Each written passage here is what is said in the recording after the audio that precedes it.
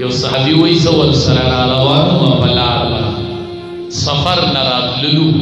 نو اوده شو آرام یې کوو نو اوده شو ما ته وایي زه اوده کېږم امام الانبیاء آرام کو او زه پې ولاړو مې چوکیداري کوله مې چهره انور کتو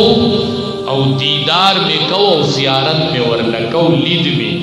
او ولاړو مې چوکیداري مې ورله کو ډېر عجیبه حالت مې ولید یو ونه مې ولیدله چې د خپل ځای نه را روانه شوله او راغله او داسې ودرېده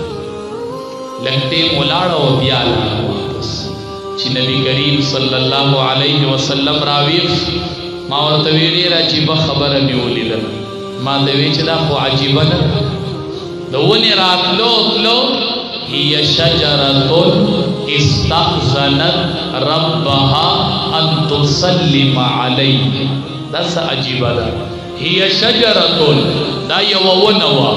اجازت یې وغوښتو ربها د خپل ربنا ان تسلم علی چې په ما باندې سلام وکړي سلام دې اجازت غوښتې دی دې ته جواب میلاو شوی دی او بیا دا راغلی ده په ما باندې سلام دی دا خو ناشنا خبره نه ده دا داسې بې ارادې نه وه راغلی دی اول د رب نه اجازت غوښتو بیا راتله او په ما سلام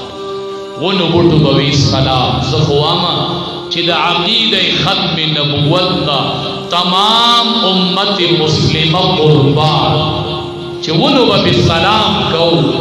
ونو به سلام کو بحیره راحل پیژنئ قافله کې امام الانبیاء روان دی لا عمر کم دی پیغمبري لا نشته دی پیغمبري لا نشته چې د خیمې نه راووتو او دسی امام الانبیاء په قافله کې ولید لا ډېر کم عمره دی هغې ته ویې زه تاسو له روټۍ وړئ وی دا نبي اخر الزمان دی دا لږ ډېر رپوټ یې دی وی دا نبي اخر الزمان دی دې مه بوځئ هغې ورته ویې ته یې څنګه پېژنې چې دا نبي اخر الزمان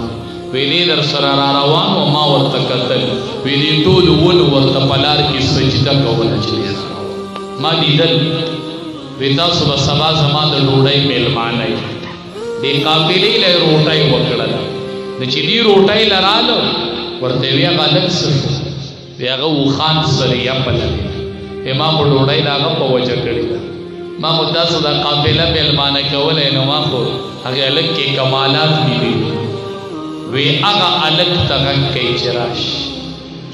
دې کې د دواړو جهادو سردار لا ماشوم دی را روان نو دا قافله د ولې د لاندې ناسته د سوري چې نبی کریم صلی الله علیه وسلم راغی او داسې اپله کېناست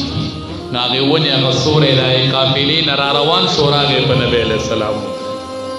ما درته نه ویلي چې دا نبي اخر الزمان دی دا سید العالمین ناست دی ستاسو سره د تمام عالم سردار تاسو سره ناست دی ای شام ته مه بوځئ په ده پسې بیا خلک راوتی دی او د قتلولو ارادې کې دی شام ته مه ونه ځئ دی واپس کوه دی د دې ځای نه واپس دی دا نبي اخر الزمان